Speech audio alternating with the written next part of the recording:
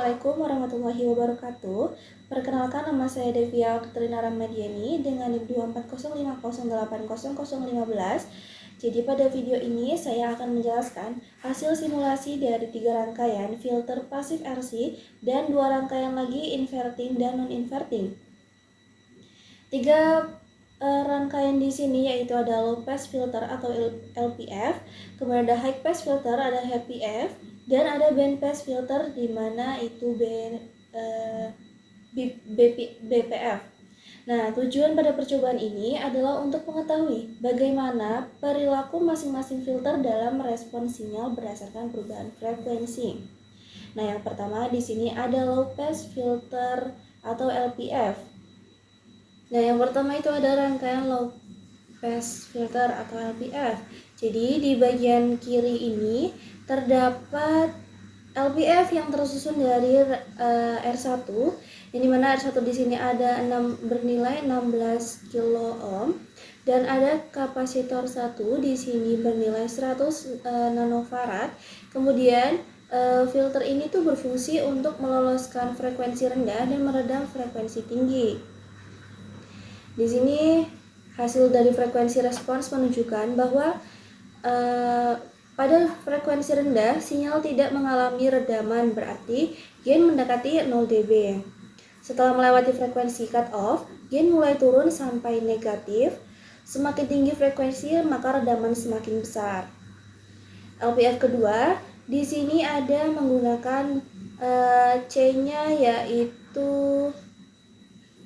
100 nanofarad, yang kemudian frekuensi cut off bergeser ke lebih rendah sehingga kurva penurunan gain dimulai lebih cepat.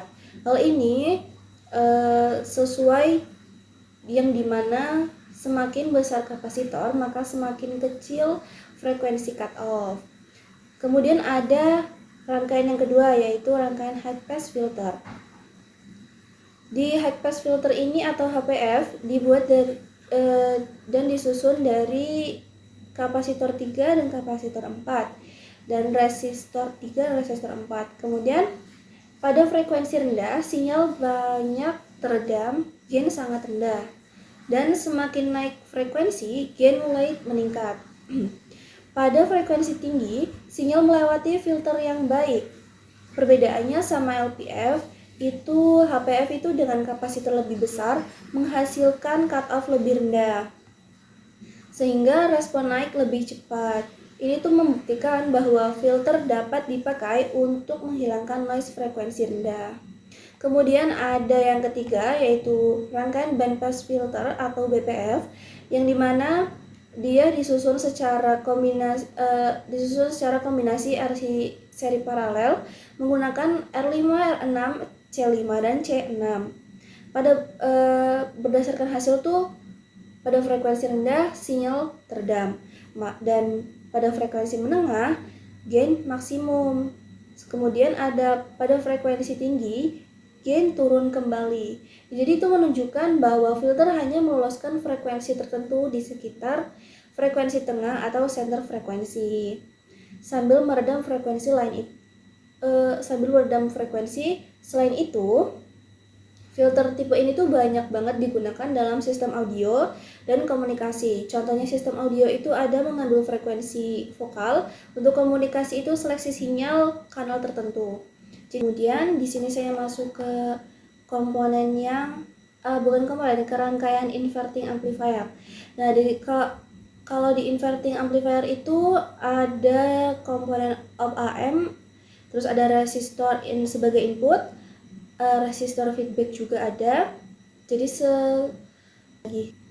kemudian saya masuk ke rangkaian inverting amplifier yang dimana komponen di sini ada op-amp, kemudian ada resistor.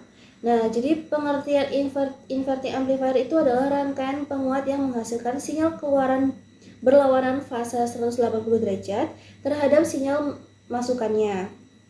Jadi rangkaian ini memperkuat sinyal namun membalikan arah gelombangnya. Untuk cara kerjanya yaitu sinyal input diberikan ke terminal inverting negatif melalui resistor 1, sementara terminal non-inverting positif dibutuhkan ke ground.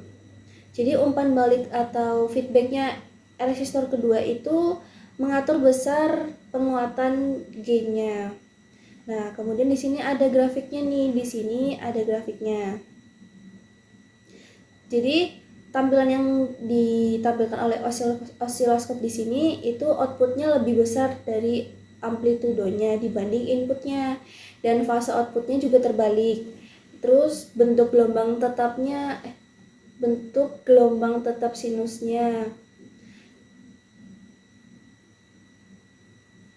Non-inverting amplifier. Untuk non-inverting amplifier itu komponennya juga sama kayak tadi inverting amplifier. Untuk komponennya di sini juga cukup op-amp dan resistor R1 dan R2 sebagai pembagi feedbacknya. Kemudian dengan pengertiannya, yaitu non-inverting amplifier itu adalah rangkaian penguat yang menghasilkan sinyal keluaran ke salah satu fase dengan sinyal input. Artinya tidak terjadi pembalikan fase. Cara kerjanya bagaimana? Cara kerjanya itu sinyal input diberikan ke terminal non-inverting positif, sedangkan terminal inverting menerima feedback dari output melalui pembagi tegangan. Nah, pada grafik simulasi, di sini yang ditampilkan osiloskop itu ada outputnya sefase dengan input atau geraknya itu serempak atau sama. Kemudian untuk yang kedua itu ada amplitudo outputnya juga lebih besar dan bentuk sinus tetap terjaga. Seperti itu. Untuk perhitungannya juga ada. Untuk perhitungan di sini sebagai berikut.